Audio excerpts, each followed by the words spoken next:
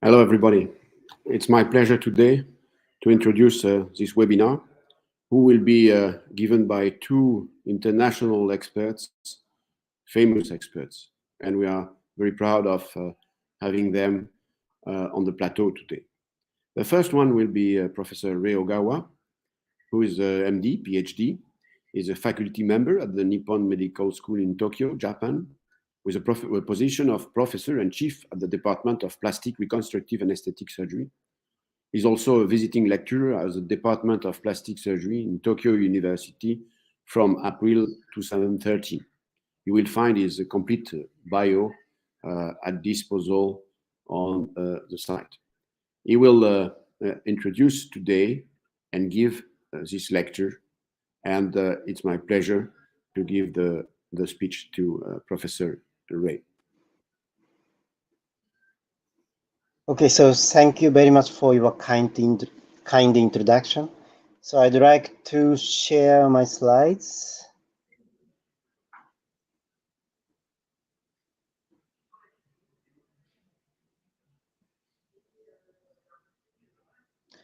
So can you see my slides? Is it okay? Yes. Okay, thank you. So I'd like to talk about SCAR mechanotherapy at first. So I have organized SCAR keloid specialized clinic since 2006. Now the number of SCAR patients is 4,000 in a year. The new patient is around 2,000 in a year. So all type of SCARs we have treated. But actually we have to know all types of SCARs are closely related to tension. Because, for example, in case of keloid growth direction is a direction of tension. And also, we have realized the merging of scars or grafted skin tends to be hypertrophic scars. Tension is this direction, and you can see hypertrophic scar on the margin. This means the scars cannot release tension. So scars is a mass of collagen fibers with less extensibility. So if the tension direction is looked like this area cannot release tension. So inflammation arrives on the edge. So this is a mouse cutaneous flap stretch model. So we have found in the stretched skin area, vascular permeability increase. This means the inflammation increase in the stretched skin. So we have to understand skin stretch causes dermal inflammation. So vascular permeability increase. So if so, all suture wounds becomes temporarily stiff because collagen fibers are produced and adhered the wound. So actually inflammation occurs during the wound healing process and collagen fiber starts to accumulate. So it looks like making a hard string. We have to understand every kind of surgery makes hard string. So if we perform abdominal surgery like this, the patient, after the surgery, patient starts to move, standing and sitting, and the tension arises vertically in case of abdomen. So at first, this hard string cannot release tension and skin tension increase. The tension increase on the hard string. So first, the string causes inflammation. This is the reason of hypertrophic scar formation. If the stronger force is continued by our body movement, tension becomes strong, and the peripheral area, the tension arises because this hard string cannot release tension. So tension on the healthy skin increase. So inflammation is spread. So now you can understand the meaning of this keloid, clinical appearance of keloid. Inflammation exists here, also spread into the healthy skin. So this is a characteristic shape of keloid. When the wound is pulled, it becomes inflamed and spreads around. This is a cross-section of hard string, collagen fiber accumulated. So hard string should be segmented by Z plus T. So actually, the mechanotherapy for scars is always we have to try how to release tension. Tension reduction. So tension reduction mechanotherapy is very important for scar. So Z plus T is a traditional method, but very effective. Immediately after surgery, zigzag line scar will be produced. And 3 months after surgery, please look at horizontal wound. Inflammation has already stopped. But the vertical area, vertical wound, inflammation continues. But the length is shorter, so inflammation doesn't continue longer. So little by little, inflammation decreases. So tension is segmented. Tension released accelerates scar maturation, and 1 year after surgery, inflammation is already gone. So we can understand skin tension line. This is we call contractual line. So actually, this line, skin tension line, should not be matched to the incision line. So 90-degree different incision line would be better. We can understand. So this is traditional knee incision line. This is not so good for making non-outstanding scars. So ideal knee incision line is horizontal incision. But many orthopedic surgeons, the surgical field is small. If so, then we should cut like this. This is not Z plus T, this is actually the incision. Because this flap and this flap should not be transposed. So this is just the incision, but tensions can be segmented. So actually, theoretically, the tension becomes 1 second. So it's clearly better than compared to the straight incision. And if orthopedic surgeon afraid of ischemic area of this triangular flap, so if so, the 90-degree would be fine, and much more smaller, there's such kind of incision line would be better. So actually, in case of abdomen, always contracture line is vertical because rectus abdominis muscle lines vertically. So horizontal incision is clearly better. So this is a traditional abdominal incision line, but in the perspective view of mechanotherapy, we should segment at least one area around the navel.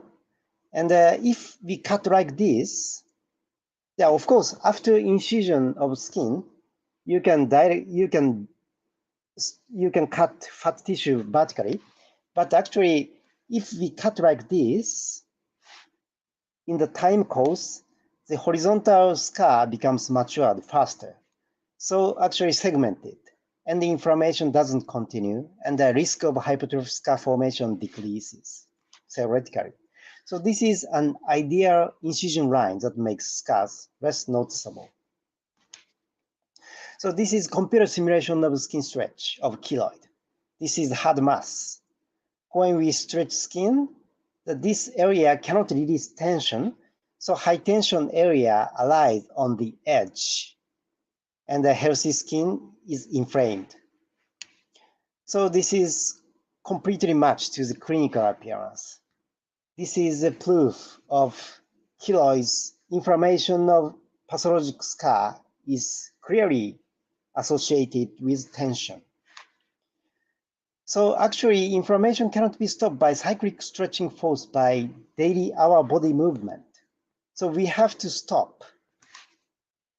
By the way, what is the difference between a patient with keloid body constitution and the healthy people? So this is histopathology of keloid tissue. So actually, keloidal collagen is a characteristic in the keloid tissue. And actually, inflammation can be found in the dermal layer, reticular layer of the dermis. Inflammation is very strong and keloidal collagen is formed. And also, we have found keloidal collagens are generated by perivascular area. So we believe keloids and hypertrophic scars, pathologic scars, are vascular disorder. We believe maybe cells lying adjacent to blood vessels may directly produce keloidal collagen. So maybe endothelial dysfunction. This means the vascular permeability becomes abnormal. So actually, endothelial dysfunction may play a key role in keloids and the hypertrophic scar pathogenesis. If the endothelial dysfunction occurs, inflammatory signals or inflammatory cells go into the matrix near in the perivascular area, and the perivascular cells start to secrete keloidal collagen, and the collagen accumulated. Maybe keloid constitution may be a constitution that is prone to inflammation in the dermis. By the way, every kind of surgery, always we have to think, don't make a long string. Don't pull wound edges with dermal suture. It is very simple, but very important two principle for every kind of surgery. This is nevus surgery. Nevus and the subcutaneous fat tissue is removed, and fat tissue, the superficial fascia is sutured tightly. Then the wound edge is almost naturally attached. At that time, we designed Z-plasty and segmented, and this is 1 year after surgery. So tension is released vertically and horizontally, both. This is another thing. Actually, this area, we don't need to put Z-plasty because the tension is this direction. So just subcutaneous tissues, we suture tightly, and before dermal suture, we have to confirm wound edge is almost naturally attached. Then dermal suture and superficial suture we put. And this is 18 months after surgery. This is scar, but very less visible. Similar case, the same strategy. We have to pull. We don't pull wound edges with dermal suture. Before dermal suture, we have to do fascial suture, subcutaneous sutures, and we confirm wound edge is naturally attached. Then we start dermal suture and superficial suture. This is 1 year after surgery. So this is traumatic patient. That every kind of surgery, same strategy. At first, the muscle is sutured tightly, and we have to see the wound edges is almost attached.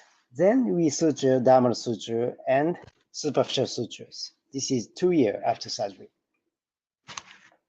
So this is hernia patient. The scar is removed, and the tension is released. And the before dermal suture, the wound edges is almost naturally attached. Then dermal suture and superficial suture we put. So actually, this is the keloid on the chest wall. So incision is always using knife, and at same time, the keloid and fat tissue under the keloid is removed at the same time. Then the local anesthesia is put in the deep fascia and undermine under the deep fascia. And at first, deep fascia is sutured tightly.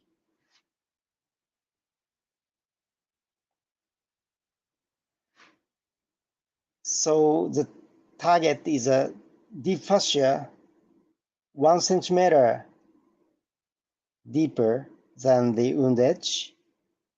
And at first, the deep fascia is sutured.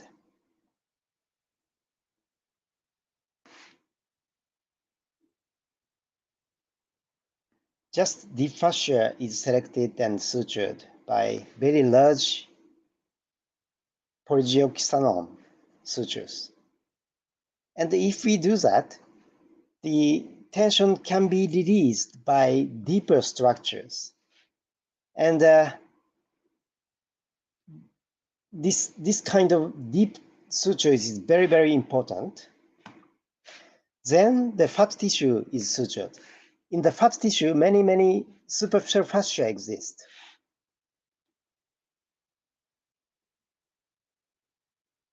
So at that time, we don't never suture dermis.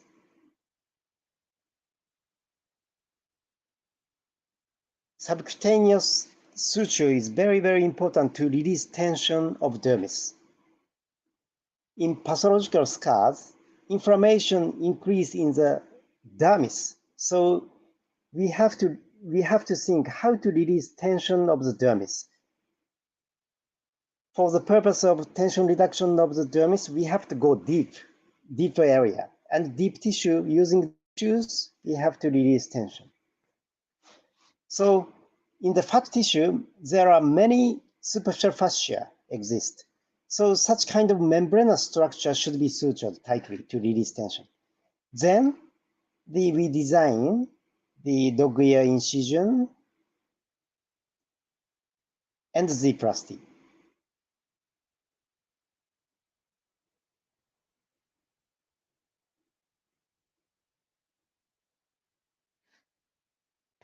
Okay, so we cut Z-plasty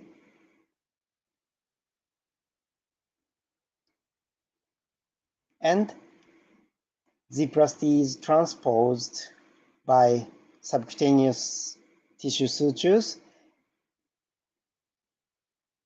and then the dermal suture is performed and trimming of the skin before surface suturing, and superficial layer is sutured by 6-0. And in case of keloid, we have to do post-operative radiotherapy, but actually the deep tissue sutures, the horizontal tension reduction, and the superficial layer that we put Z-plasty and vertical tension reduction and the horizontal tension reduction by Z-plasty, both is very important to mechanotherapy. And also not only Z-plasty, double-plasty we can put sometimes in case of face. So double-plasty is also the easy to release tension in case of forehead. So this is 1 year after surgery. So in case of skin graft, always the full thickness skin graft is better than split thickness skin graft because the tension can be full thickness skin grafts can release tension compared to split thickness skin graft. So this is 18 months after surgery. And such kind of severe scar contracture case, they remove thicker area and full thickness skin graft is harvested from upper arm. And this is 2 years after surgery. So tension can be released and adjacent scars becomes inflammation decrease. Similar case, remove, and 1 sheet of full thickness skin graft is performed. This is 2 years after surgery.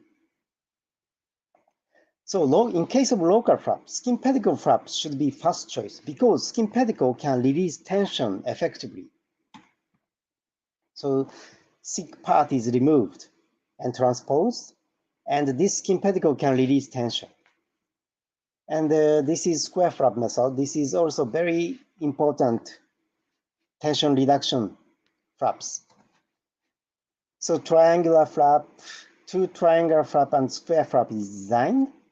And this is immediately after surgery. 1 year after surgery, this square flap becomes triangle shape.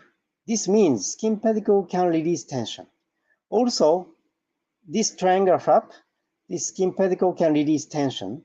So tension reduction effect is very important. So this elbow joint contracture case, the flaps are transposed and 18 months after surgery.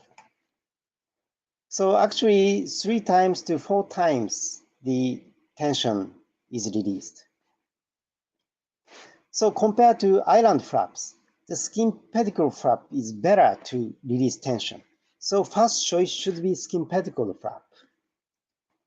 So such kind of severe case, the very large flap we can harvest and the perforator is attached.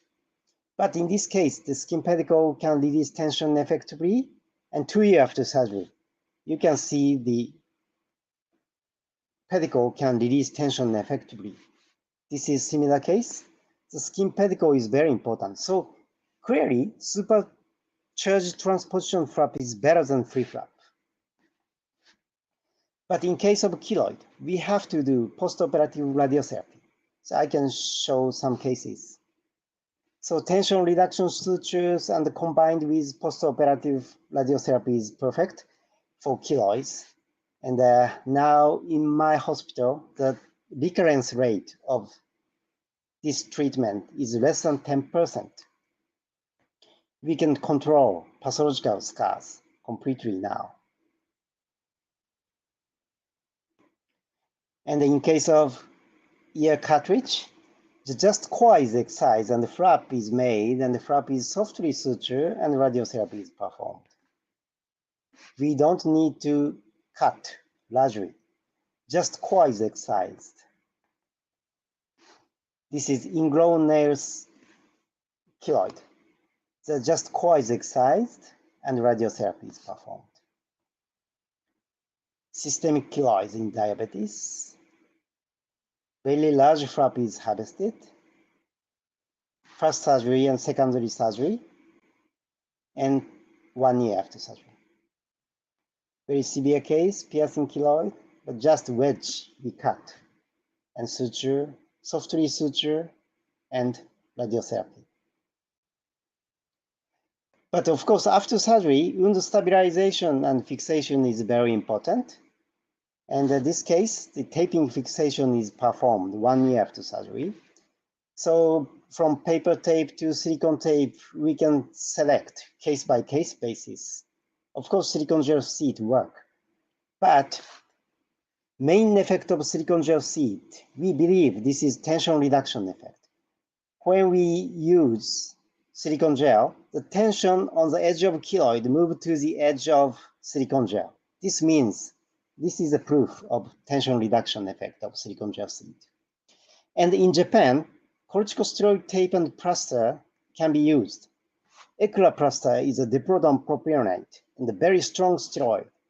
And actually, this tape can inflammation decrease. So minor keloids can be treated by just tape. This keloid is also treated by Ecla plaster. But it takes a long time, but little by little inflammation decrease and maturation is accelerated. So we recommend steroid tape should be first choice for pathologic scars. Then if it doesn't work, very sick keloids, the surgery and the postoperative radiotherapy we select. So finally, we conclude, keloid, we have to understand keloid is a burning house inflammation. Repeated stretching is looks like adding fuel to the fire. So our choice is from mild modality to operation and radiotherapy.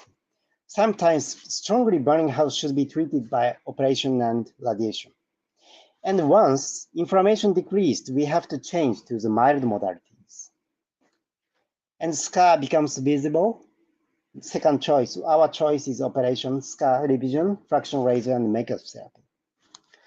So main treatment for scars in Japan is a control of tension and inflammation now, and steroid plaster, surgery, and radiotherapy is a 3 top treatment. So now even severe keloids can be cured almost completely in Japan. So if you are interested in our treatment strategies, we always welcome visitors from all over the world. So please stop by our hospital if you can have a chance to come to Tokyo, and let's discuss about scar treatment.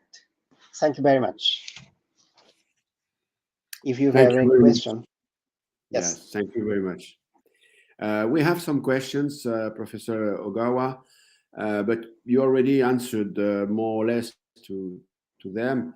One of them is, what are the update therapy for keloid scars? I think you already answered a combination of surgery and mechanical therapy. The second question is, what is the interest of pharmaceutical or biologics? Where are the potential there? Yeah, actually, now we can use steroid. This is a very strong anti-inflammatory agent. So if we develop another pharmacological treatment, we have to compare to the steroid. So I think the very strong anti-inflammatory agent, but it doesn't have any side effect, is very promising. But at this stage, very difficult to find such kind of drugs. And the bioengineering, the Dr. Gurtner may talk, but actually the artificial dermis is still doesn't work for keloid. Inflammation is too strong.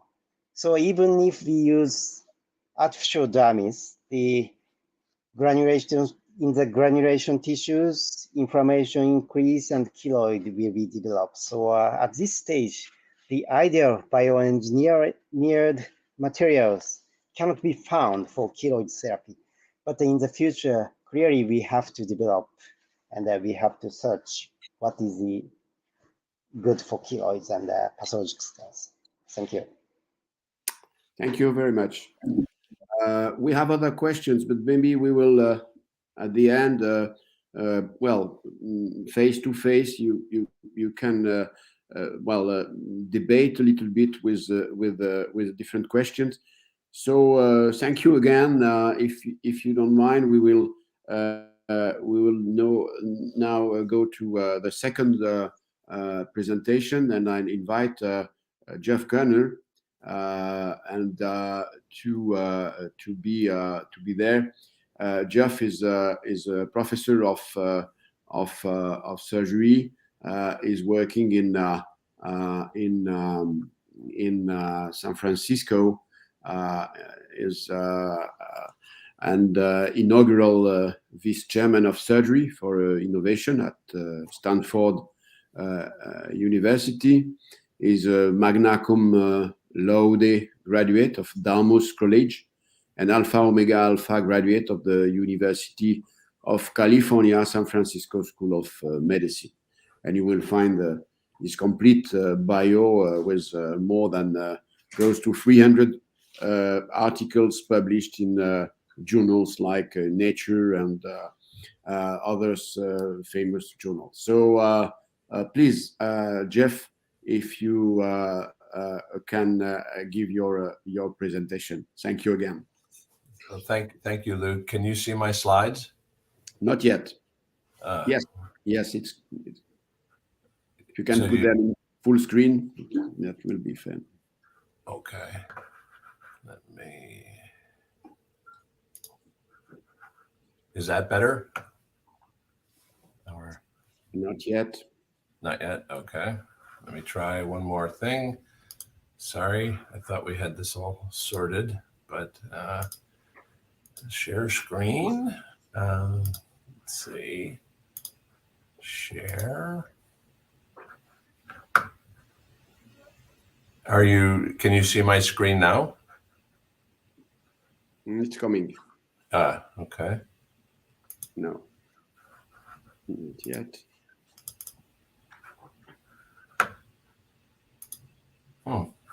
Still nothing? So yes, good. Oh, okay, great. Well, thank you, Luc. I appreciate the kind introduction. And actually, you may not know this, but I actually recently moved from Stanford, and I'm now the chair of surgery at the University of Arizona in Tucson, Arizona, and also a professor of biomedical engineering. So Ray, or Dr. Ogawa, just gave a very nice talk on the effect of tension and surgical strategies to overcome keloids and bad scarring. We've been looking at strategies to intervene to try to prevent scarring and to allow tissue regeneration. And we really have been informed by fetal wound healing. Fetal wound healing is observed to occur in humans where we have scarless healing if we operate on a fetus in the first 2 trimesters of development. So when we started working on bioengineering strategies to try to promote tissue regeneration, we asked the simple question of what's different in fetus versus adult. And clearly there are differences in oxygen tension, there are differences in the circulation, but a big difference was the mechanical properties and material properties of fetal skin. If you operate on fetuses in the womb, it's a very gelatinous skin. You know, when you make an incision, it doesn't gape open. So it's very different than adult skin. And so we used that insight to begin to think about ways to develop drugs. And in the previous session, there was an interest in pharmaceuticals, in drugs for abnormal wound healing. And so we have programs looking at hypertrophic scars and keloids, and also in chronic wound healing. I'm only going to talk about the hypertrophic scar approaches today. So I'll start by talking about a device that we have found useful in circumstances where surgical strategies are inadequate to reduce tension. And again, Ray, I think, is the world expert on surgical strategies to reorient tension, but sometimes it's not possible. And as in, many surgical procedures for cancer, for traumatic lacerations, blast injuries, and burns. And Matt Donnellan actually was my mentor at Massachusetts General Hospital. And, when I was an intern, he gave me the insight that scars form where there is tension. And at the time that was known, certainly in the context of things like Langer's lines and scar revisions that Dr. Ogawa just spoke about, where we reorient the scars. So clearly from a surgical perspective, mechanical forces somehow impact wound healing. We went to the laboratory just to kind of be able to interrogate how this happens, because when you're trying to develop drugs, you really need to understand the pathophysiology. So our question was really, we know mechanical forces make scars worse. They cause fibrosis in a variety of different tissues. But what is the molecular mechanism by which that occurs? So this was a mouse model that we've subsequently used for the past 15 years, where we use exogenous tension on a mouse, and we can make the wound heal with about 10 times different amounts of scarring. And what that allows us to do is to go and start to interrogate the molecular mechanisms. Before we did that, though, we wanted to make sure, I think the literature is replete with examples of where things that occur in mice don't occur in humans. We wanted to be sure before we started to look for drugs that the biology was true in humans. And so with one of my colleagues at Stanford, Rainer Dauskart, we asked the question, can you actually change the mechanical properties of a healing incision in ways other than surgery? So Dr. Ogawa spoke, I think, very eloquently about the surgical approaches, but what are non-surgical approaches? And so we wanted to come up with a way to actually have a bandage that could reduce tension on the healing incision. And this was, took us a couple of years of trial and error, trying different devices to come up with the concept that we've subsequently used for the past 10 years, which is a shrinking bandage. And so in most normal wound healing, this is a cross-section of skin like we saw in that mouse. Over time, this area of the incision becomes hypertrophic. We have active deposition of fibroblasts and collagen, and you get what we know colloquially is a scar. But it didn't start out that way. It started off like a little hairline incision that's only several at most microns thick, that then becomes this larger scar. So our concept is really a bandage, and again, we're very familiar with bandages that have a gauze pad and then stick to hold the gauze pad in place. This particular bandage, when you put it on the patient, actually shrinks. And so what that does is it creates an area underneath that gauze pad where there is no mechanical stimulation. And so you essentially can relieve the stress that Dr. Ogawa illustrated in using surgical techniques. Can you do it on every incision, even when you can't do a Z-plasty or the patient doesn't want to go back to the operating room? And this is the device looks a little different now, but the concept is really a bandage that you apply. And then during the application process, because you have to open up this book and the silicone sheet is cantilevered, you actually stretch that out. When you release it, it shrinks back. And I won't go through all the clinical evidence, but we've done multiple clinical trials, including randomized controlled trials. And these are characteristic results. We always use the same patient as the control. So on one side of their scar, they're allowed to do whatever they want. And then on the other side, we have that shrinking bandage. And this is the area under the shrinking bandage in the same patient. And this is the other part of her scar. And again, everyone heals differently. And this particular patient healed with pigmentation, which is oftentimes a byproduct of inflammation, and on the side under the shrinking bandage less. And a final patient, again, showing that in the same patient, just by reducing the mechanical forces on the incision, you get a big change in the scar. About an 80% reduction in all of our clinical trials. This is now been published for over a decade. It's highly statistically significant. We took the pictures and blinded observers and allowed them to grade it, and this was very positive. And subsequently, we've done, and these have all been published in the plastic surgical literature. We've done a number of randomized controlled trials. This product is currently on the market in the United States and Canada, and it's called Embrace. About 250,000 patients have been treated. And I think, we're gratified by the fact that in the United States, there's a social media network called Real Self, where consumers, patients who have different surgical procedures or had tried different treatments, are allowed to vote on whether or not the treatment was worth it. And this particular treatment for scars has about a 93% approval rating on Real Self, which is about the same as Botox. So for the patients who use it, there's a great degree of consumer satisfaction. And this is based on several thousand patients worth of data. Unfortunately, this does not help us in patients like this. This is the same patient who has a panfacial burn. This is a patient I took care of with Dr. Donlin when I was an intern at Harvard, Mass General, Boston Shriners Hospital. Had all the different treatments that were currently available at the time, including bioengineered skin substitutes like Integra and other things. And after 6 months, this is what the patient looked like, which is obviously not acceptable. And you can see, again, what Dr. Ogawa pointed out is that areas that are mechanically active, the eyelids because of opening and closing of the eyes, the mouth, the neck, all have very, very robust contractures going.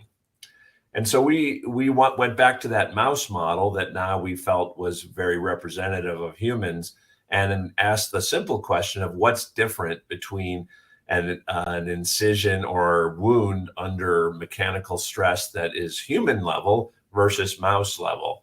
And we were hoping to find one gene that we could target. And unfortunately, we found 1,000 genes were different. Some went up, some went down. As Dr. Ogawa pointed out, chemokine pathways, which upregulate inflammation, were very robustly activated. We also had upregulation of fibrotic pathways, but that's not a surprise because there's more collagen, so collagen genes must have been upregulated. So again, we didn't have a single kind of magic bullet, but we wanted to say, for those 1,000 genes, are there upstream bottlenecks? And we used a software package called Ingenuity Pathway Analysis to try to find bottlenecks. And the best one we found was a molecule called focal adhesion kinase. It lives on the inside of the cell. So this would be the outside of a cell. The nucleus is down here. This is the cell membrane. Integrins go across the cell membrane and they transmit mechanical forces into the inside of the cell. The first messenger is this molecule called focal adhesion kinase. When integrins are perturbed, it gets phosphorylated, and then it turns on all these signaling molecules that lead to increased collagen deposition, inflammation, and all the things that we see as scarring and fibrosis. And so we wanted to ask the question, is this really a true bottleneck? Would this be a good target for drug development? And so we genetically removed that molecule from just the fibroblasts and healing skin and found that we could not make those mice form hypertrophic scars. So even though mechanical forces could make a mouse form a hypertrophic scar in normal situations, when you removed focal adhesion kinase from the mouse in the fibroblast, it no longer could do that. So this made us think this was a good target. And so we began to start thinking about how could we block this target. And again, it has, in addition to just mechanical signaling, it turns on motility, proliferation, contraction, collagen production, chemokines such as MCP1 that start inflammation and leads to hypertrophic scar formation. So fortunately, a lot of those characteristics, proliferation, invasion, are also important in cancer. And so major pharmaceutical companies, including Pfizer, began developing focal adhesion kinase inhibitors, not for scars, but for cancer. And some of these actually have gone through clinical trials. Now, I will say none of them have been approved for cancer. And in large part, that's because immunotherapy for cancer has become so transformational and so exciting that this is less exciting for the cancer community. We found this molecule and obtained access to it and actually got a license to it. And we put it into a hydrogel. Again, in the context of burns, it's hard to imagine being able to inject every centimeter to get local treatment. And so we put it into a hydrogel that we've manufactured. And this has all been published in mice that would release this molecule over 2 to 3 days, which is kind of the standard of care for burns. We change the dressings every few days. That was mouse data and looked promising, but to really take something into the clinic, you need to have pig data. Pigs are the best model for bad scarring. And so we went in, and one of the things we were worried about was, we know that steroids can reduce fibrosis and inflammation, but they also slow healing.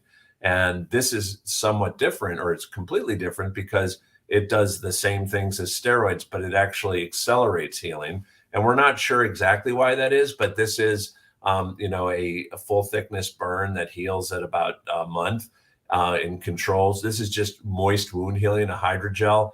And if we have the hydrogel releasing the focal adhesion kinase, I think you can see at early time points, it's much more healed, and it's completely healed, at a month versus the control, which still has some open areas. Importantly, though, and more exciting, was that it actually looked like it produced skin regeneration. So this is 3 months after a burn in a pig. This looks like a hypertrophic scar. If you treat it with a hydrogel, you get this sort of a hypertrophic scar. If that hydrogel is releasing this focal adhesion kinase inhibitor, you get hair regrowth, you get what looks like normal skin.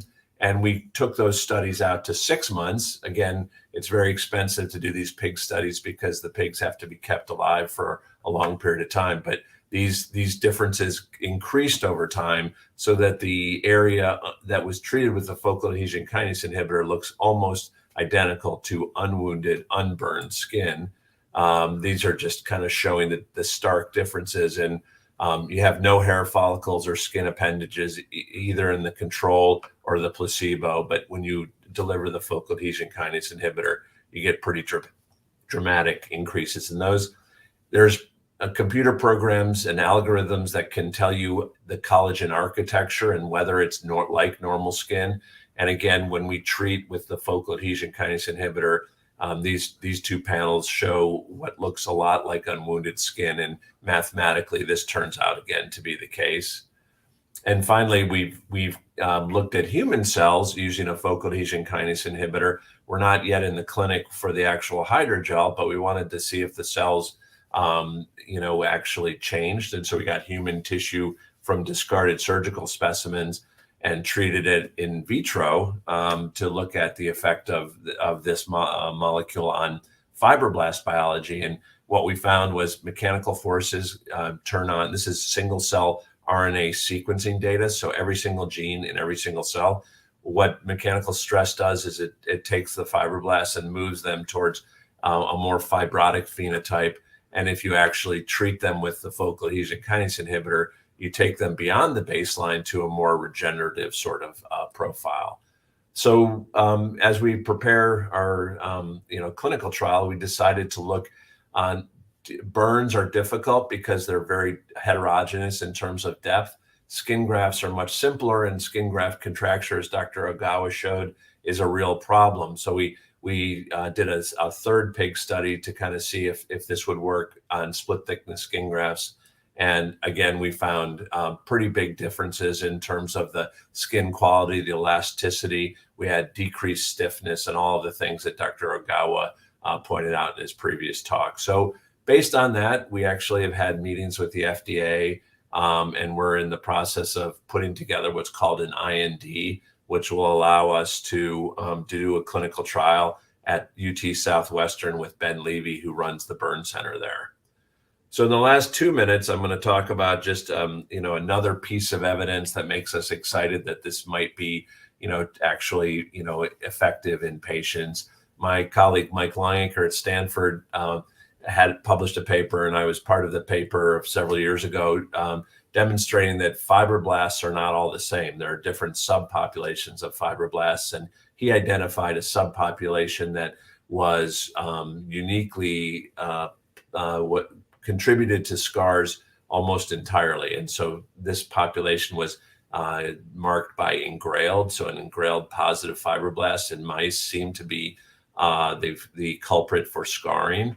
And so with Dr. Longaker, we asked a different question, which was, we wanted to ask, are there other mechanotransduction targets that might be effective for scarring? And so I presented the data on focal adhesion kinase, which is the first messenger in the bucket brigade.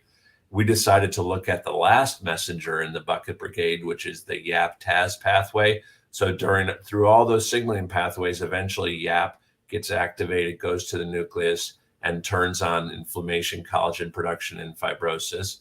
And a paper that was just published last year using a different blocking this particular pathway, we saw the same effect, which was hair regrowth, skin regeneration, and an absence of scarring with normal architecture. Again, by blocking the mechanical cues that activate these engrailed positive fibroblasts, you can block it with a molecule called verteporfin, which is a commercially available molecule. And so this was very exciting for many people in the community.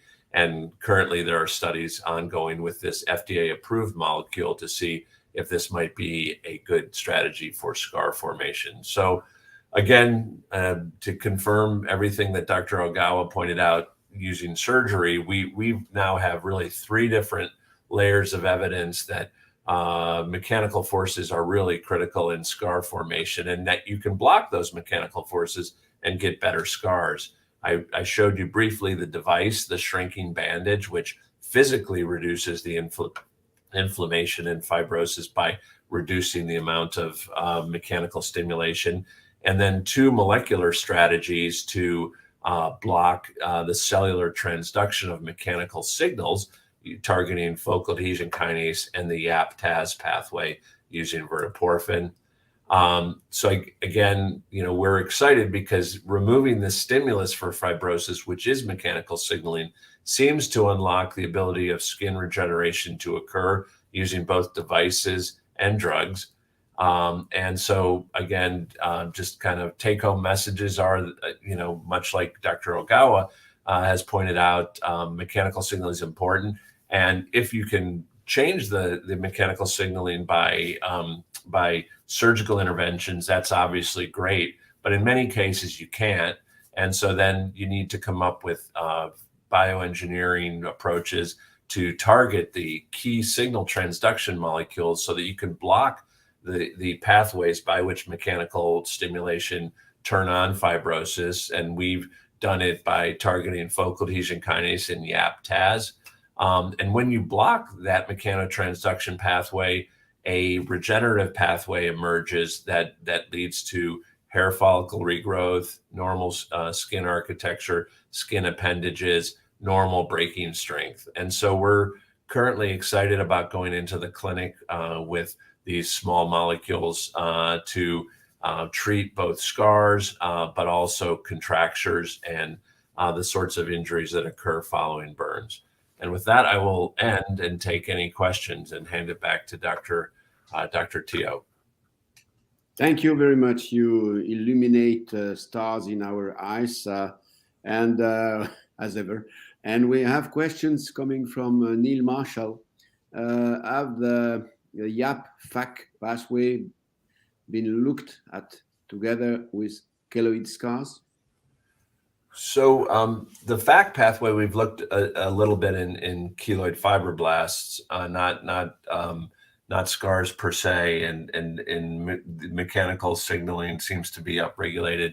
The YAP-TAZ pathway is a more recent development, and we haven't done that yet. But it does seem, and Dr. Ogawa actually has published on similar observations of mechanical signaling in vitro studies. So it seems like it is involved. Certainly, whether it's the primary etiology, I can't say, but it certainly is a contributor to the severity of keloid scars.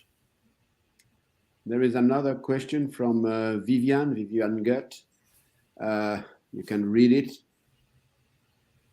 Yes.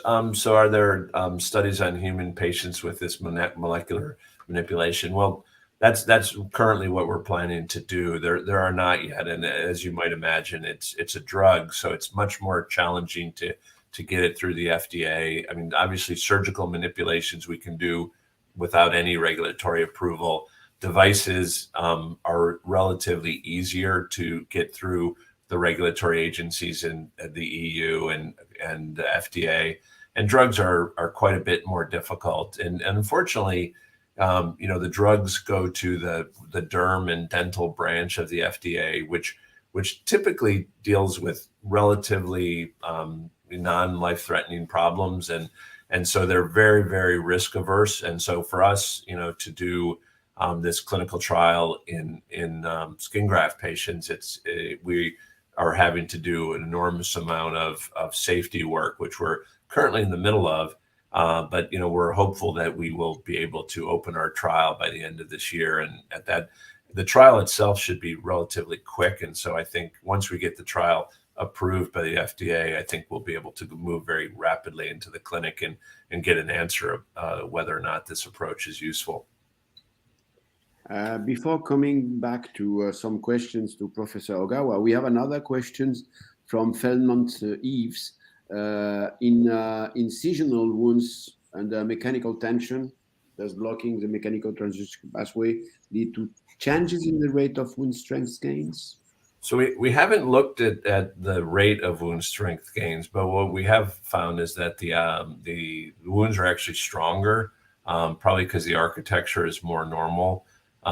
It was surprising to us. Again, steroids can decrease fibrosis, but also decrease breaking strength, and this seems to have the opposite effect. But it's an interesting question of how fast that occurs, and we're currently trying to understand why does blocking mechanotransduction accelerate wound healing? It seems like if I had to predict, I would have predicted the opposite, and I think looking at the rate of strength gains would be important.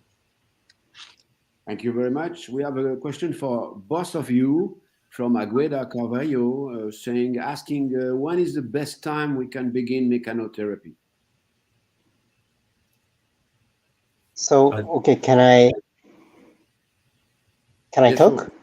Yeah, sure. Okay, so after surgery or after maybe developing scarring, so once the inflammation becomes stronger, always in the time course of wound healing, once the inflammation becomes stronger and then becomes weaker.